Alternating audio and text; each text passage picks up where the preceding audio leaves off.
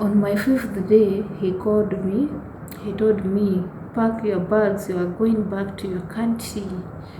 I told him, country, wow. I said, wow, glory be to God.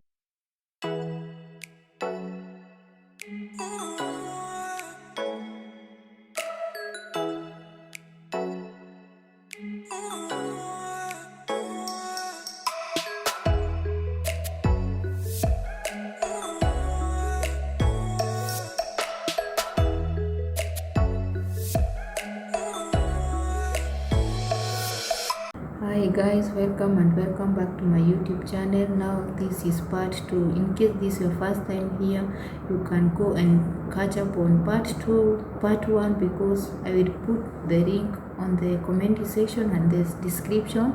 My name is Faith and I'm giving my true story about Qatar, why is not a goes on to me. And in case this is your first time you come across this face, kindly feel free to subscribe and join this family. Share my videos. If you like my work, just subscribe and join this family. Also comment and give a like, and also guys, please don't skip those ads. Kindly just watch ads for me. Okay, thank you so much and welcome for part 2. Now sorry, I left where I was explaining how we go to the market, and I refused their gift. That lady, she was very humble. I like her. The first time I saw her, I like her because she was very humble and she was humble. She was very humble, yeah, and cool. She was not those they normally shout to you. She was not that ladies who normally shout. She was very humble, but the husband was really, he was the lion. He was the worst. He was shouting all over. He was very strict, and he was not, I didn't like him. He's, sorry, let me see. 3, 2, 1. Yeah, the lady was very humble, even if she have to talk to me, she was coming. She has a lot of respect and she was very humble. So she requested me to pick the gift. She wanted to buy me some clothes and shoes. I said no, they are not fit to me. And also the uniform, when we go back, they did not fit to me because they were very, Najua is uniform. The uniform they normally, the ready-made uniform, they are funny because you find maybe the hips, the waist is very small. So the waist was so small, and she was forced to take it back and to exchange. Yeah, and mind you, that was my first day.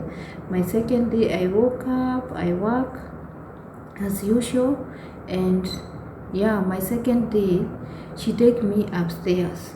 Yeah, on my first day, I just work. Yeah, my first day I just work ground floor, and the second, and we go to shopping, and the day was over, and they were not cooking that house. They were not cooking, but she told me you are free to cook. And there another red flag I saw, they had camera all over cameras, and also in the kitchen they had cameras. So me, I was just waking up. She told me, before you work, you have to take your breakfast, and before you go to sleep, you have to eat. And she told me you have to rest for 1 hour every day. You go and sleep at 1 and you wake up at 2. Yeah, and that was the routine. That's how that lady told me. So the madam now on the second day, she used to wake up at she was a teacher, and school were being closed because I can remember it was Ramadan season, and there were so many red flag in that house. First flag, you can remember I told you about the electricity. That was the main switch. All the main switch were in that room I was sleeping. I didn't like it. I was just afraid. Another thing, this is a camera. Another thing, The washing machine was outside, and it was very very hot. The degrees were 40, 52. It was Ramadan time, or it was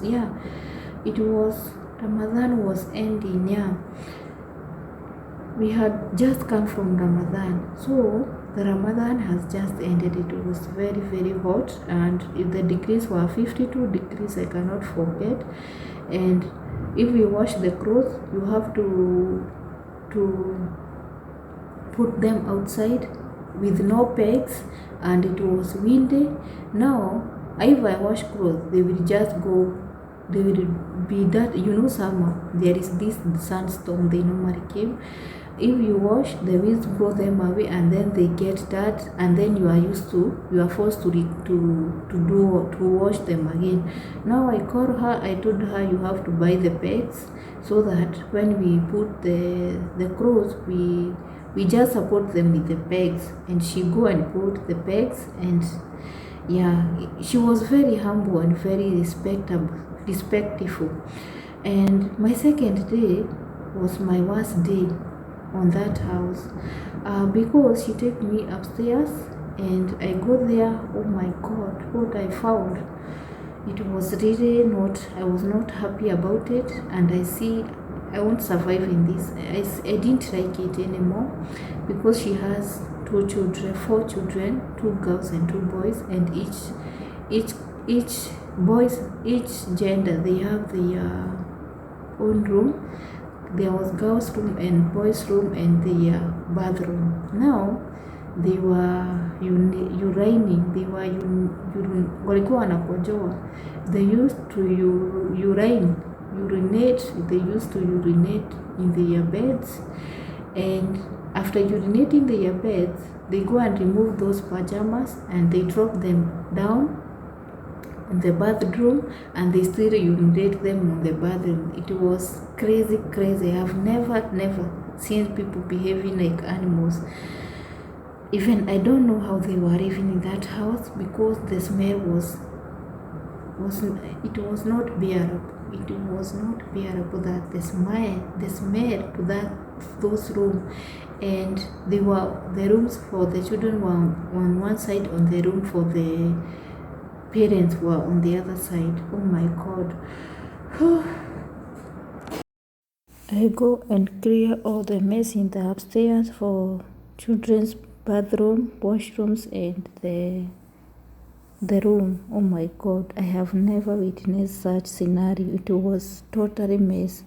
Oh my god, the house was really stinking, and it was not in good condition. I wonder even what they were surviving. Also, there was that special bathroom madam was using. Oh my god, she was throwing panty liners all over, and I clear the mess that. The 3, I come and they go to shopping, and after coming to shopping, and also another red flag I saw in that house, there were so many things I didn't like them at all.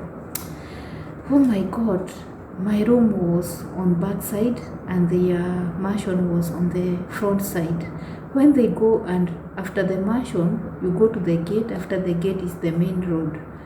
Now, when they go outside, they would left the house door open, and also the gate open. Now I was just afraid, because I don't know whether they are inside or outside. I was told, after you finished working, you go back to your room, don't come to this. Yani, I was not staying in that house. I was just going that house to work, but not to sit there. So, and you see the mansion was in front side, and they could go outside and leave the door open and the gate open, and also the main gate. The main gate was the main road. They were on the main road, not the street, the main road. The highway was on the next to the door. The highway was next to the door. Now my worry was, and I was just afraid. To be honest, I was not. The moment I landed in that home, I didn't feel at home. I didn't feel comfortable since day one. I stayed there for 5 days. I won't lie to you, I just stayed there for 5 days, but I see it's 50 years or 5 years I was living in that house. A lot of things have been happened in that place. So my friend, oh my God, if you go somewhere and you feel you are not comfortable, you better go back to your country instead of suffering in someone's house. I could not bear to stay there for 1 month. Now, the second day, I clear the mess upstairs and I come back and the bathroom, and also they go to shopping and they come back. They brought a lot of stuffs, called me in my room. They told us, come and help us, we unpack, and also we praised Yani to pack the shopping. Our husband was very rude and very arrogant. He was shouting to me, and mind you, I'm very new here. I don't know whether they put what, I don't know what they do, I don't know how, every person, they have their styles. So he did not want the lady to carry anything she wanted me to carry. He wanted me to carry. To carry was not a problem. But when we reach in the kitchen, where am I going to put what? So I have to ask. He don't want me to ask. He's just shouting at me. So I realize he's just angry with me with no reason. But I pray God and told God. And before my first day when they were fighting, I can remember I communicated with my sister and I told her, and she told me, just calm down and everything will be fine, and be on the side of that lady. Don't be the side of the man. Just try to protect and be on her side. Yeah, so they knew. I say it's good. It's God because I have some bundles in my phone and it was connecting. Safaricom was connecting at Qatar. Yeah, Safaricom bundles, they were connecting. So she told me, just be on her side and we pray everything will be fine. So they knew they are fighting. They knew they are fighting because I communicated. Because the Wi-Fi which I was given, it was not. They were had two Wi-Fis, but it did not connect to my phone. So when that man started quarreling me, shouting at me, I felt so bad. I felt so bad, to be honest. I felt so bad and I was angry. But the wife tried to console me and told me, don't mind him. He's like that always. Just don't worry. Yani, he tried to console me. And that day was over and I go back to my room. Now the third day, I wake up, I go upstairs because she told me tomorrow you will come and wash my room. Yeah, I go to upstairs and I said, let me check how is this room which I cleaned yesterday. Oh my God, I found the room I had cleaned yesterday and clear all the messes. They had repeat the same mistake. They have to pick all the clothes. Those girls, they were like crazy. They were like their father. They pick those clothes, they scatter them everywhere, they step on them, and others they throw them in the bathroom. And mind you, I was there yesterday. I was very mad and I was very frustrated. So I called her mother. I told her, come. Yesterday I cleared the mess here and I put all clothes on the cabinet, but just check, what am I doing? There is no need to do like this. I won't repeat this. I just give her warning. If you know you are not going to tell them to not to do the same mistake. If you are not going to warn them, I'm not going to repeat. I'm not going to do nonsense here. I'm not going to do zero work. Why did I do it if they still repeat the same mistake?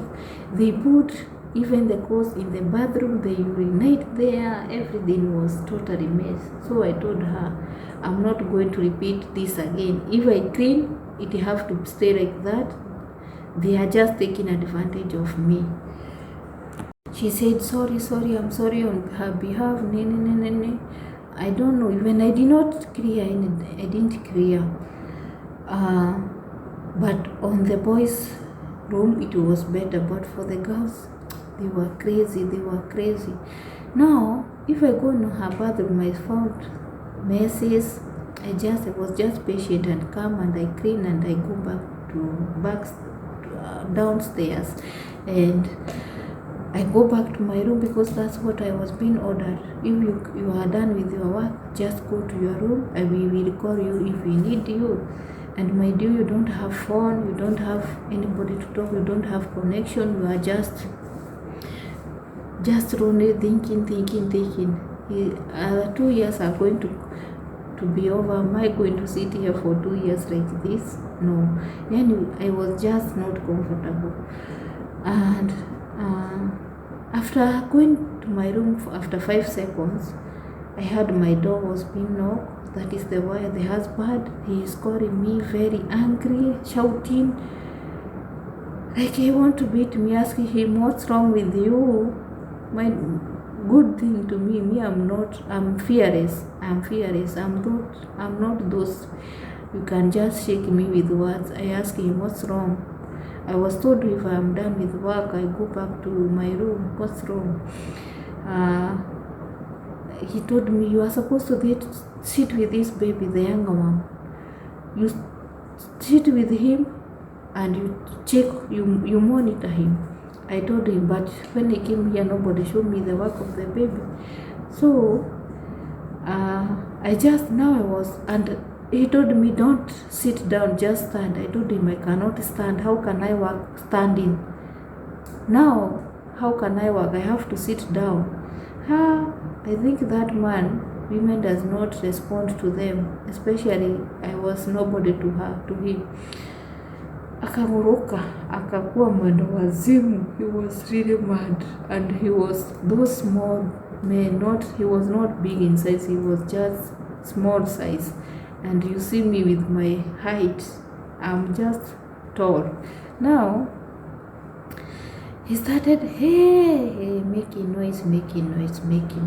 I told him, please, I beg your pardon, please don't make noise to me. What have I done? I'm not a robot. I have come here to work and I am a human being. I cannot stay standing. I have to sit down. Yeah, because this is not only the work I'm working, I'm cleaning the house and I'm doing a lot of work here in this home, but I cannot just monitor the baby when standing. I have to sit down. Even if you don't want me to I sit on your couches, I will sit on the floor. He was mad at me. He was very mad. And then he started shouting. I did, no, don't shout at me. That time nikajitetea. I just stopped him. I told, don't shout at me. Just what I told him. He never understand English. He called his wife to translate. I told her, tell your husband don't shout at me. If he speaks slowly, I can hear. And also, I cannot check your baby when I'm standing. I have to sit down. That's what I told him. But he's just shouting at me. And then he started, if the wife told what I said, he became mad. He was totally mad. And I stand firm. I just keep my words. And I say, I won't work standing. I can't monitor the baby for hours standing, and don't shout to me. Don't shout to me. If you want to speak to me, speak me in low voice. I don't like noises. I don't like quarrels. What have I done? What have I done? You shout at me. And he was afraid. He see I'm courageous. That time, even I forgot. I have hide. I don't know Arabic. I just told him with Arabic. Gere ra. Fork, sword, fork. And I just told him with Arabic, don't shout to me. Don't shout to me, and I have to sit down with Arabic. They were shocked because I told them I don't know Arabic. And also, they called the agency. Immediately they called the agent, and the agent tried to console me. I told him, please, you are not the one who is here. I'm the one, and I'm not going to I cannot take it anymore. Someone want to command me, and he's shouting me, and I can't work standing. How can I monitor the baby standing for hours? I cannot. So for first thing, mwambie apunguze kelele. First thing, you have to tell them to stop shouting at me and making noise here. I didn't like it when I found them fighting. I don't like people who are quarreling and fighting. A peace. I like peace. I like peace than anything else. Hey, kamzee kalisikia nikisema hivyo. Hey, that man had me saying I don't like quarrels, and he is the man of fighter and the quarrel. He said he can't stay with me. From that day, he was just shut at me. Nobody was talking to me in that house. Only the wife wake up. From that day, nobody. It was the third day. I just stayed there 5 days, but I see it's as if it's 5 days. Yeah, siku ya kwanza hiyo siku ya mwisho, they didn't talk to me. Nobody was communicating to me. Children did not communicate to me. But I knew a lot of things within those 3 days, because the 3 days are the only days we communicate with them. Even the children, when you are working, they are still taking you camera. That house was not bearable. It was not bearable. So in the morning, the wife called me, greet me, and she never uttered any word to me, and I never talked to her. I didn't go upstairs to work. I just walked downstairs, work, and I was going in the kitchen. I cook and eat and go back to my work. The 4th and the 5th day, nobody could talk to me. Nobody could tell me anything, and I was just waking up, working. Nobody was talking to me, and nobody was telling me anything, even the children. Now, on my 5th day, he called me. He told me, pack your bags, you are going back to your country. I told him, country, wow. I said, wow, glory be to God. Yeah, and I go and I just go and I come with my bag. I did not even walk. I shower, and then I used to shower in the morning. It was in the morning, the 5th day. I wear my clothes and I come with my bag, and he told me, go back. Wait for 1 hour, airport. I told him airport. Wow. After some minutes, he called me. He gave me to the driver who brought me, and on the way, driver gave me, oh, even you have gone back. I asked him, kwani people, they normally go back? He told me, yeah, this is the routine. This man, I'm the driver. We work together. I work together. Yani, I'm the driver of the company where he normally work. Now he normally sent me. It's like he was the director of that company. Now he used to send the driver even at his home. Now the driver was not even a Saudi. He was, I don't know from which country. Palestine. He was from Palestine, and he knew English. He told me, oh, this is not a God's place, but you can come back. People, there are so many girls here, they are working, blah blah blah. I didn't like to hear many stories about him. I just told him, just take me to the airport, yeah, and I be on my way. He told me, this month you are the 5th girl to be here, so this is the routine. I pick, I drop, I pick, I drop. I asked him, and why didn't you tell me when I was coming? I couldn't tell you because I don't know whether you will go to report me to them, so that's why I didn't talk to you. He just go and buy for me food because I have not taken breakfast, and he take me around. He showed me that area. That's my story, how I stayed at Qatar for 5 days. Yeah, it was not a go zone to me. For me, I cannot go to Qatar at any cost, at any means. I cannot go to work at Qatar. I don't like that place because of that bad first expression. Yeah, I can't. I just go there to visit, but not to work. Yeah, I don't like Qatar. And I forgot to tell you, Guys, Qatar is not a go-zone place. Why? Because when we were going at airport, he took me, we do check-in, and he waved bye to me. But let me tell you, my friend, I have never found. We were so many girls who are being deported. So many. Others, they have lost their boys. Others, their bosses, they terminated their contract. There were so many stories in that flight. Mind you, that time Saudi and Qatar, they were not in good terms. So we passed the Somali route from Qatar to Somali. Oh my God, it takes 7 hours. We passed by Mogadishu. That route, have you ever passed that route? It's very far from Qatar, passing to Mogadishu, then you go to Kenya. It's very far. We took 7 hours flight, but we see as if it's 7 minutes. Why? Because every man was worried, everyone was wondering, oh my God, what to do, hey. It was not easy. Mind you, nobody could. But lucky on me,